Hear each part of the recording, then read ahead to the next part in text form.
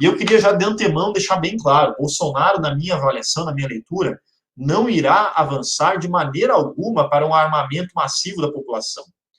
E essas peças agitativas que o governo Bolsonaro vem fazendo são para causar polvorosa entre a esquerda liberal e alimentar uma impotência muito grande daqueles que veem fantasmas e medo na próxima esquina, onde cada declaração de Bolsonaro faz tremer as pernas da esquerda liberal e ela fica paralisada diante disso. Então, na minha avaliação, todas essas declarações, agitação, etc., não tem outra função que não criar uma polvorosa na sociedade brasileira e polarizar o debate público em torno de questões secundárias, quando a questão central para o Bolsonaro e é o que eu vou discutir aqui, e por que eu vou explicar com base no Clausewitz, né, por que não vai haver um armamento massivo da população, porque Bolsonaro tem um foco muito claro, o governo Bolsonaro e qualquer outro governo burguês de administração dos negócios da burguesia em conjuntura de guerra de classe. Qualquer outro governo,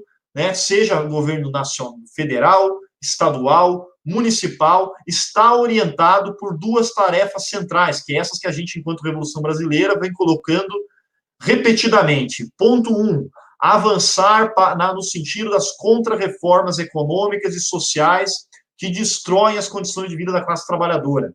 Esse é o primeiro ponto, a primeira tarefa que, em meio a uma guerra de classes, qualquer governo da burguesia vai ter que cumprir. Então, tem que aprovar a contra-reforma trabalhista, contra-reforma da Previdência, um conjunto de medidas provisórias que pioram ainda mais as condições de trabalho, facilitar a implementação do teletrabalho nesse contexto social de isolamento por conta da pandemia, retomar as atividades econômicas a qualquer custo, independentemente do número de vidas que possam ser ceifadas. Aí a gente já ultrapassou mais de 40 mil mortes no Brasil, retomar a qualquer custo, inclusive aqueles governadores e prefeitos que haviam se colocado de forma responsável com a vida, também já retornam às atividades. Aqui em Florianópolis, na cidade onde eu vivo, por exemplo, semana que vem retorna o transporte público e a normalidade já está presente na ampla maioria dos centros das grandes cidades e nas fábricas, que, aliás, nunca pararam. Então, a primeira tarefa de qualquer governo que se colocar no sentido de administrar os negócios na burguesia em meio à guerra de classe é ampliar as contra-reformas econômicas e sociais contra a classe trabalhadora. Esse é o primeiro ponto. E essa é a primeira função do governo Bolsonaro. Então, não se apeguem a outro ponto que não esse. E esse é um ponto que nos interessa profundamente, porque a classe trabalhadora, especialmente a vanguarda operária, aquela que está nos setores estratégicos da acumulação de capital, está sendo violentamente impactada por essas contra-reformas econômicas e sociais. Então, é fundamental centrarmos o nosso foco nesse primeiro elemento, combater esse primeiro elemento e organizar os trabalhadores em torno dos processos reais de enfrentamento a esse avanço, a essa ofensiva do capital contra a classe trabalhadora. Esse é um ponto fundamental, que a gente tem que ter em vista muito claramente, né? A necessidade de enfrentar as contra-reformas econômicas e sociais que vêm sendo levadas a cabo, seja pelo governo Bolsonaro, seja pelos governos estaduais, seja pelo governo federal, apoiadas pelo STF, apoiadas pelo parlamento, apoiadas pela Rede Globo, apoiada por toda a institucionalidade burguesa, e é esse enfrentamento que aglutina todos os setores do sistema político brasileiro, que faz com que Bolsonaro tenha essa peça de agitação fundamental. Então, esse é o primeiro ponto. Segundo ponto, que qualquer governo da classe dominante vai ter que operar nos próximos anos, num contexto de guerra social, de guerra de classes, avançar sistematicamente na transformação do sistema político brasileiro. Isso envolve fechamento de parlamento, botar um cabo e um soldado e fechar o STF? Não necessariamente. Não é disso que se trata.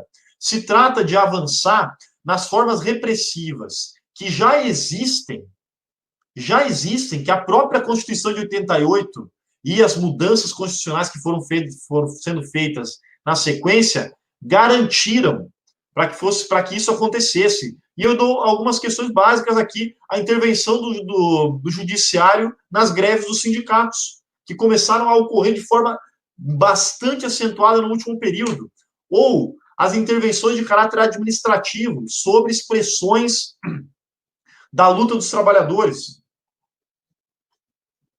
Então, a mudança no sistema político já ocorre.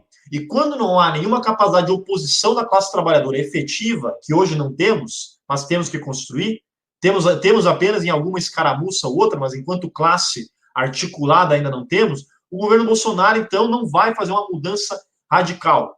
Né? Radical, desculpa, não vai fazer uma mudança que mexa na aparência do sistema político, mas já começa a mexer em formas bastante específicas de pressão judicial e administrativa sobre os trabalhadores. Esses são os dois sentidos fundamentais. E nesses dois sentidos, os governadores, prefeitos e todo o sistema político têm unidade.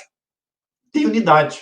Então, o sistema político brasileiro continua na toada como um todo, né? Na toada do avanço contra os trabalhadores, destruindo as condições de trabalho, as condições de vida e destruindo, perseguindo, do ponto de vista judicial e administrativo, setores da classe que mais articulados. Então, isso é a tônica da ofensiva do capital em todas as suas instâncias do Estado, seja governo federal, governos estaduais, inclusive governadores, né, ditos progressistas do Nordeste, ano passado, fazendo ofensivas muito deliberadas contra os servidores estaduais, contra os trabalhadores. Né, isso é a tônica. O STF validando uma após a outra as decisões, a mídia burguesa, com a sua grande força, que é a Rede Globo, defendendo sistematicamente isso. Então, esse é o primeiro dado fundamental. A gente tem o governo Bolsonaro avançando nesses dois pontos centrais.